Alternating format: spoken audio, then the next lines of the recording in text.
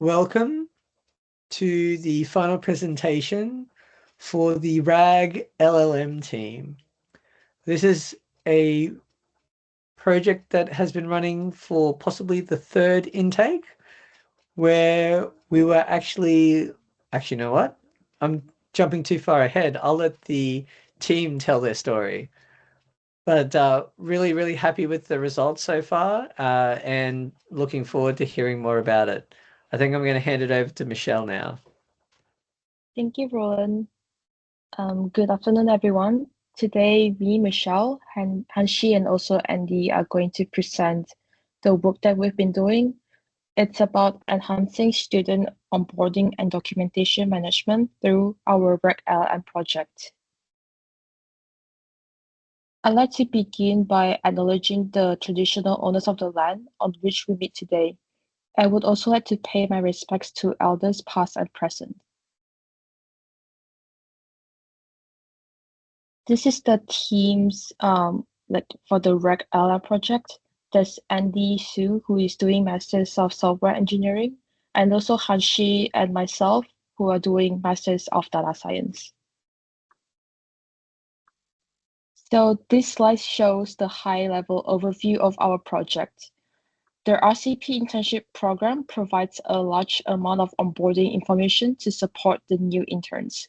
And while this is incredibly valuable, it can also feel overwhelming at the beginning. And because of this, interns often ask questions that are actually already covered on the website or in the onboarding materials. The information is there, but it can be a bit difficult to navigate or process everything at once. And so this leads to two main impacts. Operationally, Roland frequently has to answer similar questions, spending time responding to FAQs that already exist.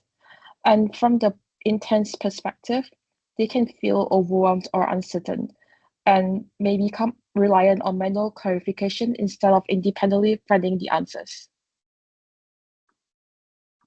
So to address this problem, our proposed solution is a RAG-based LLM chatbot. The key idea here is that the chatbot could answer questions using only content from the WeHi website. So this will ensure that responses are accurate, consistent, and aligned with existing information. By doing this, we can provide instant and 24/7 assistance to any interns. Instead of waiting for a reply, they can immediately get answers whenever they need them. And at the same time, this improves the overall onboarding experience. Interns feel more supported, more confident navigating resources, and less dependent on manual clarification. Next, I'll hand over to Andy to show the demo. Yeah, so this is our demo. Yeah, we can see this is our title, where we input the question and where the answer get out. You can see. I will show the video. You can see. When I say how should I ask for to solve a problem, it will have a time counter, and here will show the answer. Here is like few more example.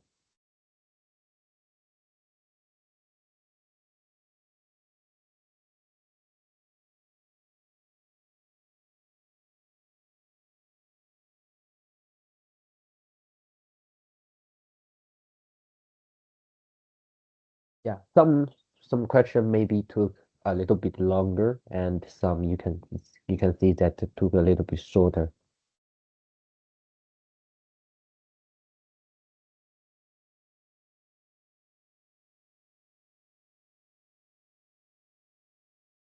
And for this question, you can see if the question is not in the database, he will just tip us that no information included in it, and it just will talk to you. And we also add stop ability. We also add a stop ability. Like here, you can see if we just when it's run, we just push the stop. It's just search stop, and the time also stop. All right, thank you, Andy, for the excellent demo. And now I'm going to talk about the architecture we designed. So we basically split the dev environment to local and deployment stages. On the left, the blue section is the local development environment. And the first step, was building the data ingestion pipeline. We scrape the content from WeHi web pages and extract the text from internal PDF documents, including OCR processing for scanned files. And after extraction, we perform data cleaning, normalization, and the formatting to convert the raw text into consistent JSON structure. This included removing noise, handling formatting inconsistencies, and filtering irrelevant sections to improve the data quality. We then apply the chunking strategy to split the documents into semantically meaningful segments. These chunks were converted into the vector embeddings and indexed in the vector database to support efficient similarity search during the retrieval. After that, we split the text into small chunks to convert them into embeddings, and Andy will talk further. Yeah, so what the reg system do is just like combine like search, prompt, invoke LLM, and retrieve sources together. So this is what this four part do. So at the first, we need to build a retriever, just because the user input questions, and we need to use the embedding model just change the question into vector and try to compare the vector in the vector database and just to search it. Then we can just find some top K similar documents. So we can back this what this document is, the documents list. Then we need to build a prompt just to gather the document list and the user question together and just write some constraint just to try to tell the LLM that if you not search the similar answer, you just tell you don't know, just not to create some fake context. So about the Olama LLM, we just try to use the Boolean 3 or just take to make the based on the input text that generated the most reasonable following text. So that we got what we answer and we show our source. So and finally we just create the UI with Gradle and call all of this. So then for the NGX, just tell by Michelle. Yeah, so on the right side of the diagram is the deployment environment on the cloud. So when the WeHi intern accesses the website, the request will first go through a reverse proxy. The reverse proxy handles HTTPS traffic, redirecting port 80 to 443, and forwards secure request to Gradle, which runs on port 7860. Gradle will then communicate with the RAG application, and which retrieves relevant content from the Chroma vector database and then generates a response. The setup ensures secure access and structured retrieval of website content within the deployment environment. All right. Thanks for that. So, what have you learned beyond what we implemented in tech?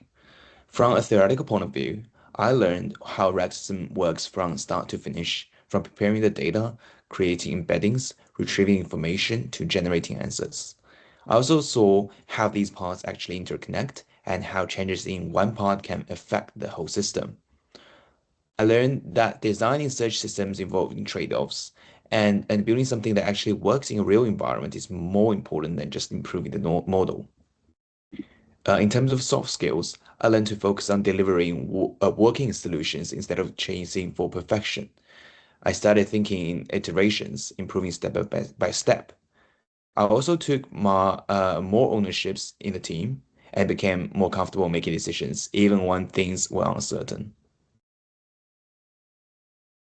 So for me, what I did first is implemented a fully functional and executable RAG prototype system in Python. Yeah, not only I mentioned in the architecture, also like some other ability like some other stop button, and also like the time counter. This is some extra ability that I try to study to put in it. And then I achieved the power output structure of LCEL.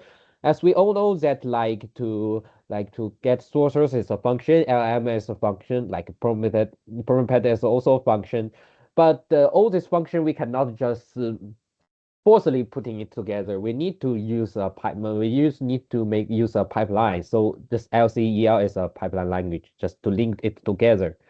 And what a soft skill I learned is like first is what consideration needs to be made when starting a project. Like the first time we're meeting together, I'm really confused about and in the past we just already know what task we should do, what we just need to do. We just to follow it. But now we just need to first we need to think ourselves a lot. And then it's how to better coordinate among team members. So for me, on the technical side, one of the key things that I worked on was setting up the reference proxy for the system. And this involved understanding how the HTTPS works, also how port redirection works, and how to securely route the traffic like from the domain to the Gradient application. As for soft skills, I also learned a lot in terms of how to clarify technical concepts that I didn't understand at the beginning, especially using things like reverse proxy configuration. All right. So what we liked about the intern experience. First, we would like to thank you, Roland. You set clear directions, but also let us explore ideas independently. So, and at the same time as its hands-on project, it was not just theoretical work. We built a real system that actually can be deployed and demonstrated. It gave us practical experience in building and integrating different components of a rack system. We also had the opportunity to attend seminars and training sections within WeHi, which helped us understand how research and technical work are applied in a real scientific environment. And through the internship, we also became more confident and more independent and more aware of how real-world projects differ from the university assignments. For a few suggestions to improve the internship in the future, one idea would be to create a bit more opportunities for hybrid engagement. Having a mix of in-person and remote interaction could potentially improve collaboration and communication. Another improvement that could be access to more medical data sets, particularly for our RAG system. It will allow us to test the system in a more realistic and diverse scenarios.